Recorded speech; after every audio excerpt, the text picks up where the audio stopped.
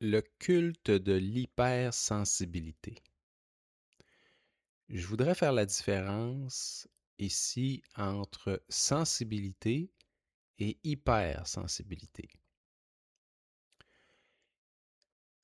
On a la sensibilité qui est l'accès à des capacités extrasensorielles. Ça vient avec l'intégration de l'énergie de l'émotion, le principe de l'amour. Je rencontre souvent des gars qui ont fait une grande intégration au niveau du principe de l'intelligence, puis ils comprennent toujours pas pourquoi que leur copine, qui elle n'a pas fait d'intégration particulière au niveau de l'intelligence, comprend des choses ou sait des choses qui lui le dépassent. Ben, vous avez là l'explication.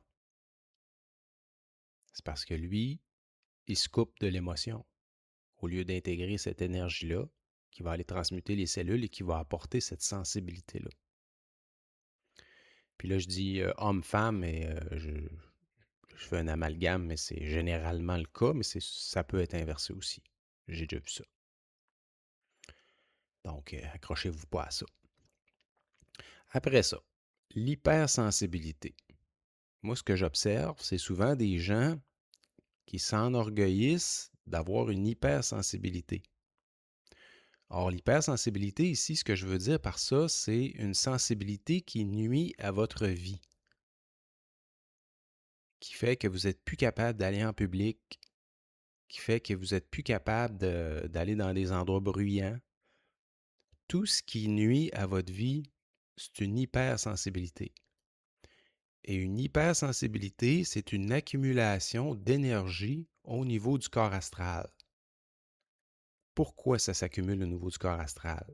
Parce que cette énergie-là n'est pas capable de passer au niveau des cellules. Il y a un blocage, il y a quelque chose qui fait que ça bloque au niveau du corps astral. Donc, il n'y a rien à se vanter d'avoir une hypersensibilité si ça nuit à votre vie. Ça devrait générer plutôt une colère que vous renvoyez à votre esprit, ou tout de moins vous parlez à votre esprit en lui disant que c'est pas agréable de vivre ça ici sur la planète. C'est en fermant le circuit avec l'esprit que cette énergie-là qui s'accumule au niveau du corps astral va finir par être capable de passer au niveau des cellules. C'est toujours le même processus. C'est le même processus qui crée votre double éthérique. Et les gens ne comprennent toujours pas l'opposition à l'esprit. En réalité, on ne s'oppose pas à l'esprit. En réalité, on ferme le circuit énergétique, on fait passer cette énergie-là, on la retourne sur les plans. C'est la même chose ici au niveau de l'hypersensibilité.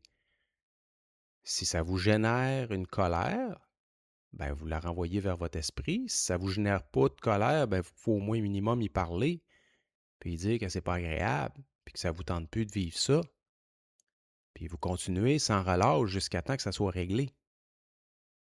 C'est pas normal de vivre avec une hypersensibilité.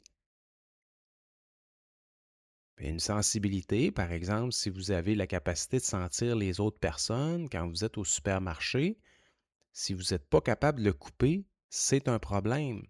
Ça devrait générer automatiquement de la colère que vous renvoyez à votre esprit. Ou encore, comme je dis, au minimum, vous lui parlez. Vous lui dire que c'est pas agréable de vivre ça. Fait qu'il n'y a rien à se tomber dans l'orgueil d'être hypersensible, là. C'est pas le fun.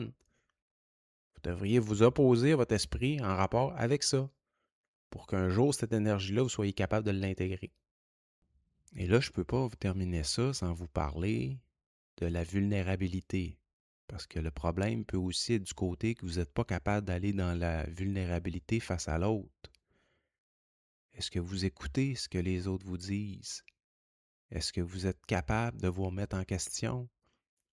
Est-ce que vous êtes capable de vous excuser quand vous avez fait quelque chose de pas correct? La vulnérabilité est très importante ici.